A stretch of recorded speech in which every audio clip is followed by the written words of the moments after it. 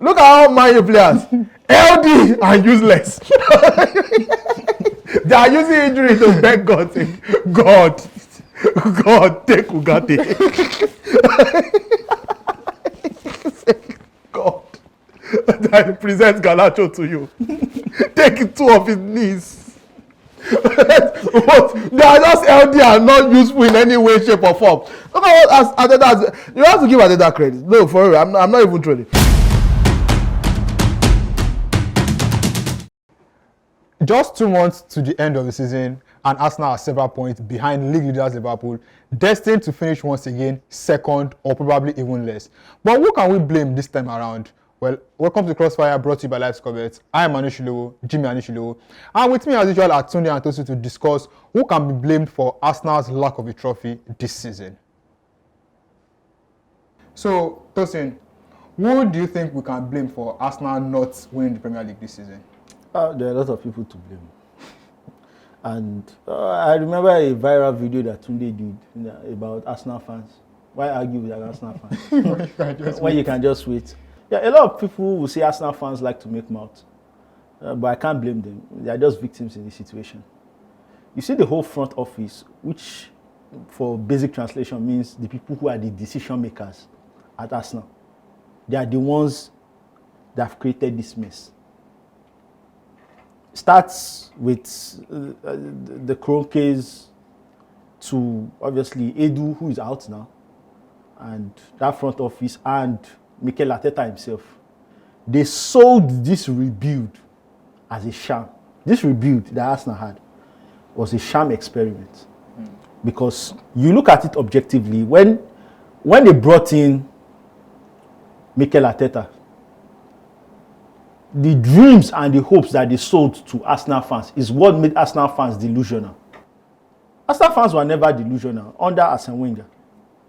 After the glory days of them winning the Premier League title, Arsenal fans never really, they knew their level. If you ask an Arsenal fan, what were they battling for at the start of every season?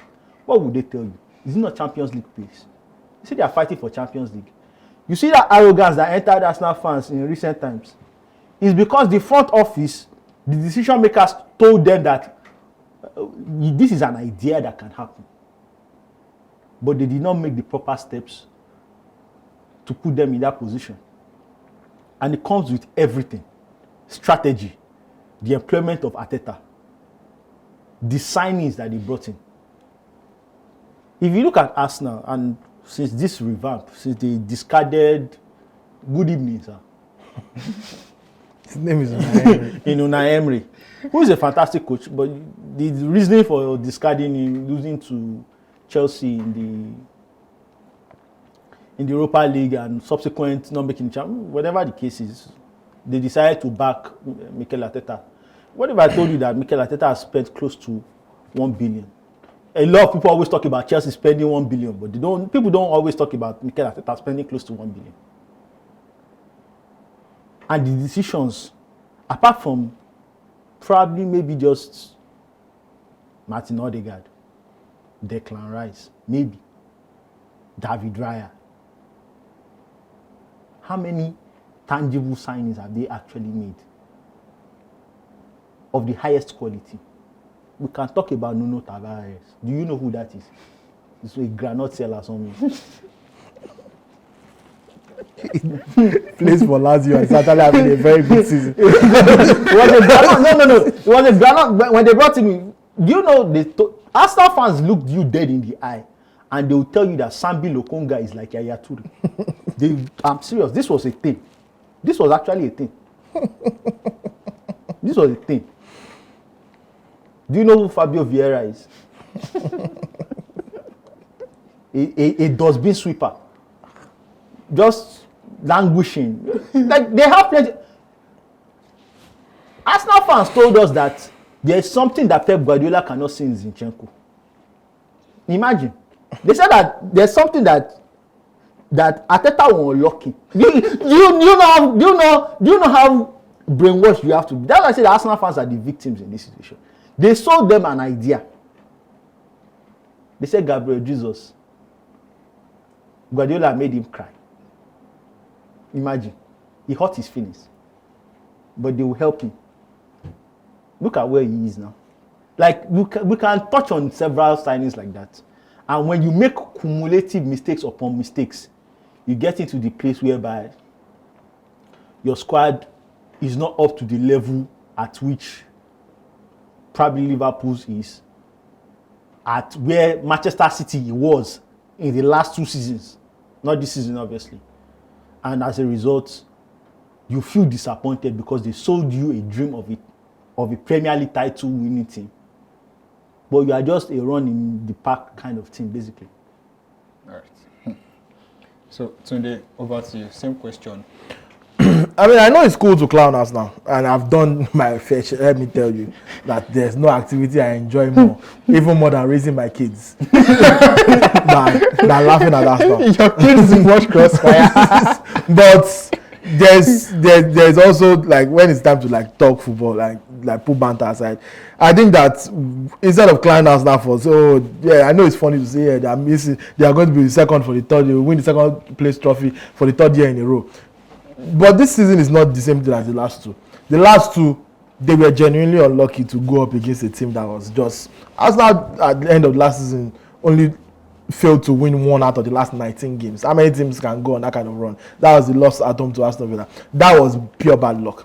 This season as well, bad luck, but in a different form, because now that City are actually, not in the conversation and Liverpool have a new coach, Arsenal have suffered devastating injuries to the squad that I think that if we're being fair, how many teams can really afford to lose their best player, lose their starting striker, lose their backup striker, lose their creative midfielder, lose their starting left winger, lose a couple of defenders at some point in the season, lose one of their DMs, and lost their backup goalkeeper at the start of the season, Ramsdale, which is why Raya has to play pretty much every game now. How many teams can be second with that many losses to their current squad? Look at it. Chelsea, no, who Chelsea lose? Wait there. When Chelsea were not in the title race, and now they are somewhere 6th or 7th. But look at all the losses. Arsenal have still found a way to remain competitive. Look at what Daniel Nwaneri is doing. Look at what they've been able to do with Merino as a makeshift striker.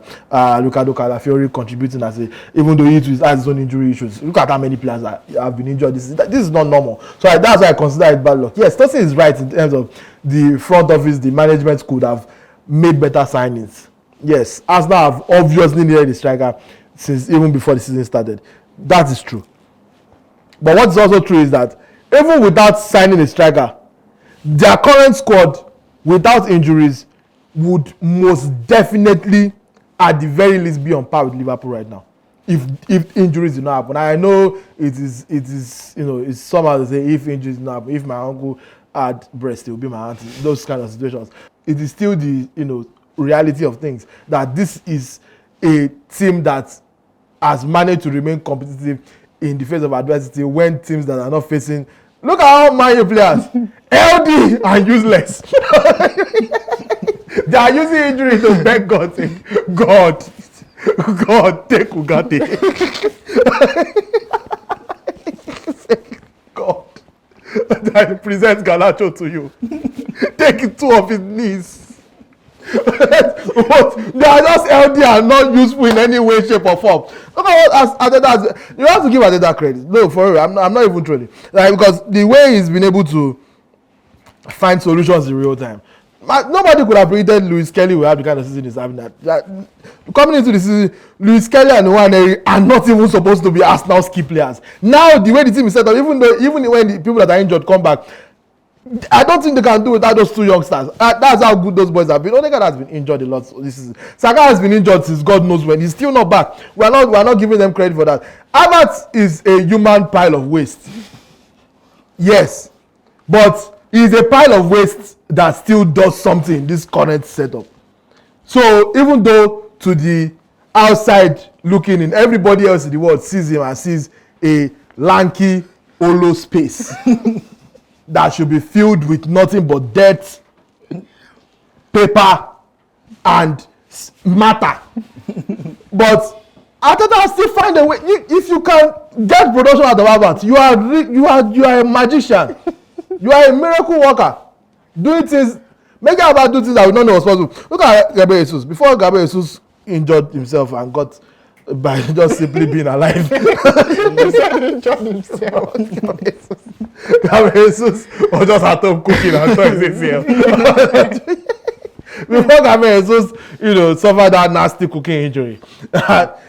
He was actually in superb form. I remember the hat-tricks against Crystal Palace, cost them in the EFL Cup, did it again in the league. He had a good run of games where he was actually looking like this guy might actually be good again, and then he got injured. That's proper bad luck. So I think that Arteta actually deserves credit, being able to put the team to remain competitive, because teams with lesser amounts of bad luck, their seasons are already, Chelsea season is done.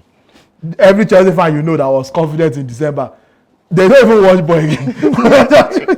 You don't see Chelsea match will be going on and bike go still dey pass. Is that something that before that when Chelsea was playing, you already cancel your plans? Chelsea get back this year. I cannot see bike. let me just on that ride. But now nobody wants to watch again because the season is over. Now who is injured?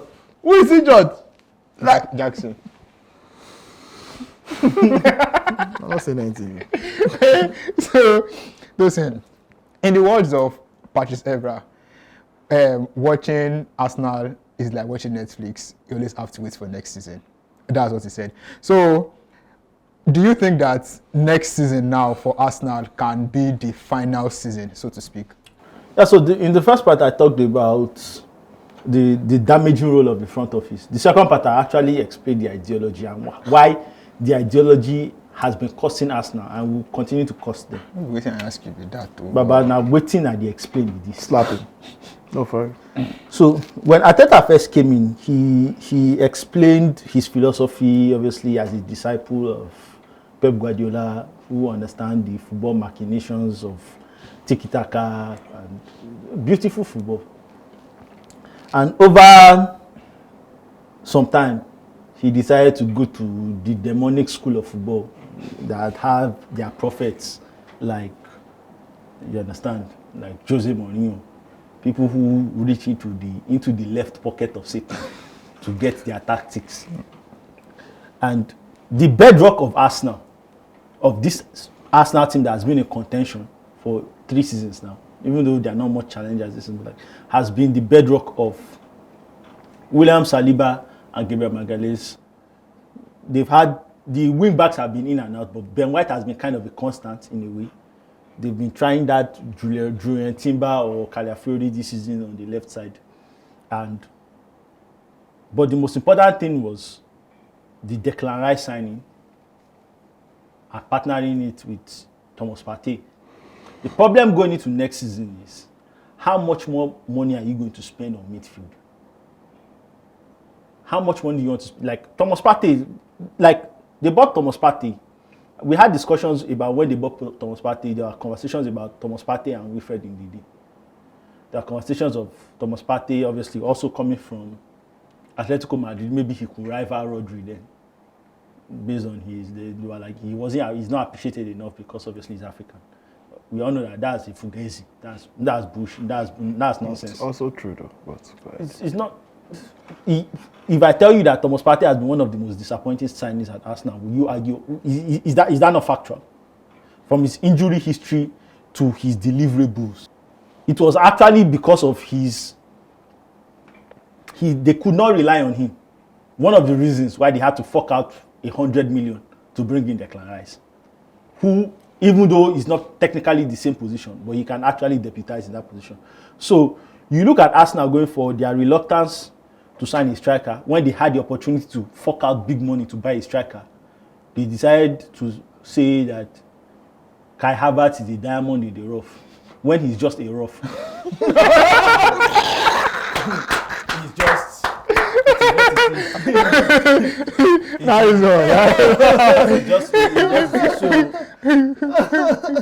When you spend over 700 million, I think 750 million, you are getting close to $1 billion, and you do not win the Premier League. There are financial fair play ramifications. Obviously, you don't want to get scrutinized like Manchester City. So the question is, you are going to the board for new reinforcements ahead of next season. Why would they back Arteta? Because they've already backed him in 3 consecutive seasons, and he didn't get the job done. They've already, and that's why I was talking about their ideology is going to affect them next season, because when he should have actually doubled down and gotten like players that could actually deliver, like when Osimhen was still like, it wasn't the Osimhen that we are talking about today. Like when Osimhen, you could have gotten Osimhen, you are like, you want Kai Havertz, you want Gabriel Jesus, you could make him not cry, stuff like that. So it doesn't get any better from here. In fact, if it continues this way, your best players are going to end up leaving just the way Bakary Sagna left, just the way Guy Clichy left, just the way Cesc Fabregas left.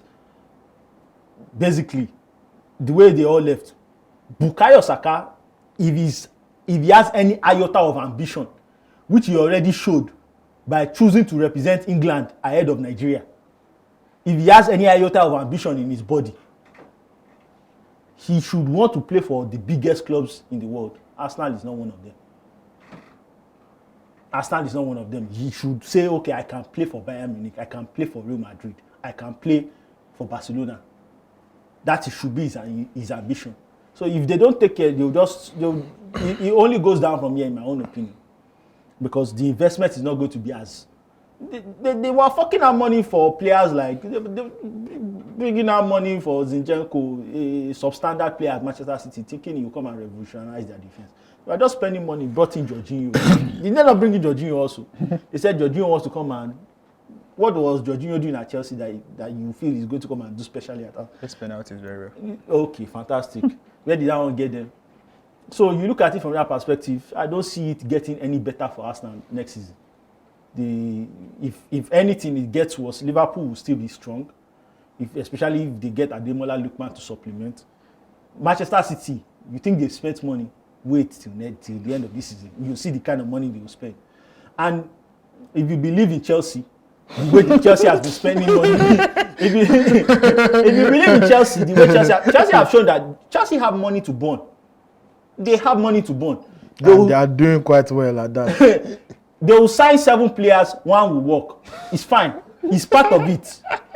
You understand? So they have money. So I don't see it getting any better for Arsenal. It only goes down from here. All right. So today, over to you. Same question. Where do you see Arsenal going next season?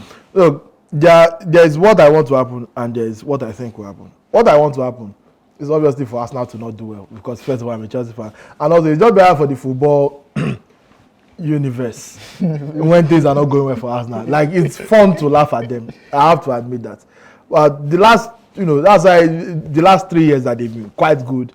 It's been difficult to make fun of them, especially as a Chelsea fan, because there is a coincidence of them being good and us being really, really bad. But that's what I want to happen. What I think will happen is that Arsenal are actually going to continue to have... Arsenal have maintained... They've maintained their base. Their base now is second. Do you know how great that is? That bad as it bad, we will finish second. That is crazy to think about as a Premier League team. So I don't know why people choose to clown them for not winning when you think about the fact that, this team... They play well, they don't play well, they don't sign, they sign, somebody's injured, everybody's fit, second is guaranteed. That is crazy. When last Chelsea is second? Man, you have not. When I have to go to Jose Mourinho's day. Mourinho even said finishing second with Man U is his biggest career achievement. Messi will win Champions League 2 times. So let us be for real and let us look at the rest of the field. City are probably the only team I can say, okay, yes, fear their return next year because the way they suffered this season. And also, like Tosin said, January they spent almost 200 million on Mamouche and 2 Uber drivers. Like, money is nothing to those ones. It's like Kuzanov and Rice. Nico Gonzalez. That's over 200 million. In January, in the summer, they will be signing like his FIFA FUT. Sign Maradona, sign everybody. Those are the only ones I was okay, I'm genuinely afraid for Arsenal. Liverpool, first of all, Liverpool are overachieving right now. Nobody saw Liverpool doing what they're doing right now. So I expect them to return to mean next season. Secondly, Liverpool next season are going to lose at least one out of Salah, Van Dijk or Trent. at least one as a free agent. It might even be two. Me personally, my money is on Salah and Trent both leaving. Especially if they win the league, Salah will be like, I've done what I can do here. Let me go to Saudi Arabia and make more money than anybody has ever made in their lives. Trent obviously wants to play for Real Madrid. Van Dijk will probably stay because, you know, club legend, and also there's nothing better for him out there. But like, Liverpool is going to be weaker because no matter who you sign, you're not replacing the quality of Trent and Salah in one summer. I'm sorry. Arsenal, by the way, are already second. Like, we've established that Arsenal are second. All they need to do is to move from second to first, and that jump can be achieved by landing a Victor Gyökeres or a Victor Osimhen. Just somebody, not even somebody to come and score 40 goals this season. Just someone to put fear in the heart. Let Bukayo Saka not be the only player that the opposition is worried about on paper. Like, on paper, Arsenal have a very good team, but on paper, everybody looks at the team sheet and say, okay, yo, Saka is here. But like, you need somebody else in that attack. Nobody is scared of Martinelli. He's effective within their structure. Nobody is scared of Trossard. He's effective within their structure, yes, but like, you need that guy. So if they can go for someone like that, I think that will, but bad as bad, Arsenal are going to finish at worst second next season again, and I don't think that's something to clown them for.